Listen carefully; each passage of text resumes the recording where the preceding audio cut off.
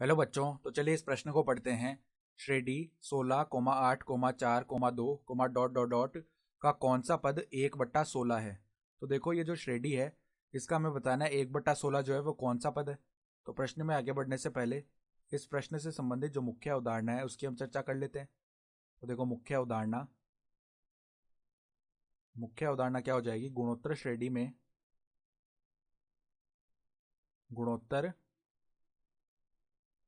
में क्रमागत पदों का जो अनुपात होता है वो बराबर होता है। ठीक है। तो अब देखो, जो ये श्रेणी दी हुई है हमारे पास, इसको लिखते हैं। तो देखो, दी गई श्रेणी क्या है।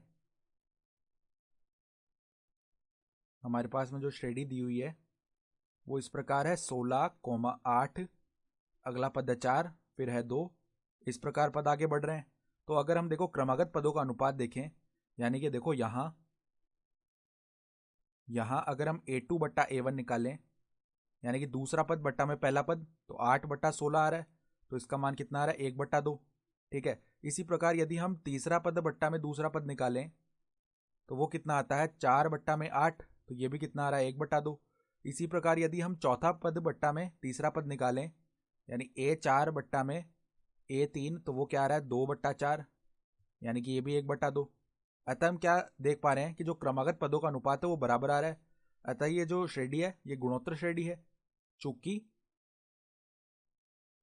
क्रमागत पदों का अनुपात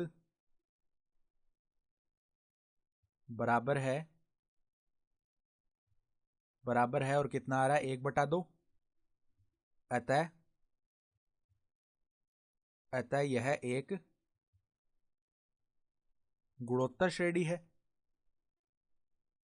तो देखो, गुणोत्तर श्रेणी के लिए जो nवें पद का सूत्र होता है वो क्या होता है। देखो, गुणोत्तर श्रेणी का nवां पद,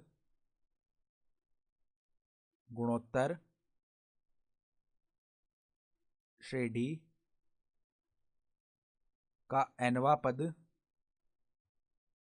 जिसे हम Tn के द्वारा दर्शाते हैं, वो कितना होता है? a गुणा में r की घात n-1, जहां पर a क्या होता है? गुणोत्तर श्रेणी का प्रथम पद, और r क्या होता है? सार्वनुपात। तो अब देखो, हमें पूछा गया है कि 1/16 कौन सा पद है, यानी कि n का मान पता करना है कि कौन सा वह पद है। तो देखो, 1/16 बराबर में ये सूत्र लगाते हैं हम nवें पद का। तो a यानी कि प्रथम पद कितना है? 16, और सार्वनुपात कितना आ गया? 1/2, और इसकी घात है n-1। तो यहाँ से n का मान ही तो निकालना है हमें। तो अब देखो क्या करते हैं, यहाँ पर इस 16 को यहाँ पर भेजते हैं बट्टा में।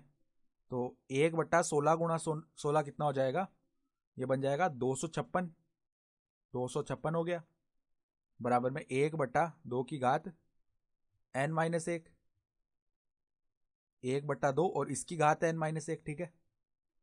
तो अब यहाँ से वज्र गुणन करते हैं तो क्या आ जाएगा?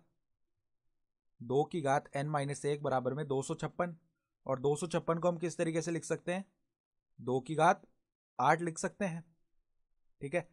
तो n-1 कितना आ जाएगा? यहाँ से घातों की तुलना करेंगे क्योंकि आधार तो समान हो गए। तो n-1 का मान 8 हो गया, तो n बराबर में कितना आ गया? 8 + 1 यानी कि 9। अतः हम क्या बोल सकते हैं? 1/16 जो है वह इस श्रेणी का कौन सा पद है? नौवां पद। अतः 1/16 दी गई श्रेणी का नौवां पद है।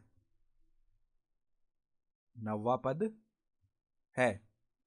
ठीक है। तो हमारा उत्तर भी कितना आ जाएगा? 9 आ जाएगा उत्तर, यानी नौवां पद हो गया ये। तो आशा करता हूं कि आपको यह प्रश्न समझ में आया होगा। धन्यवाद।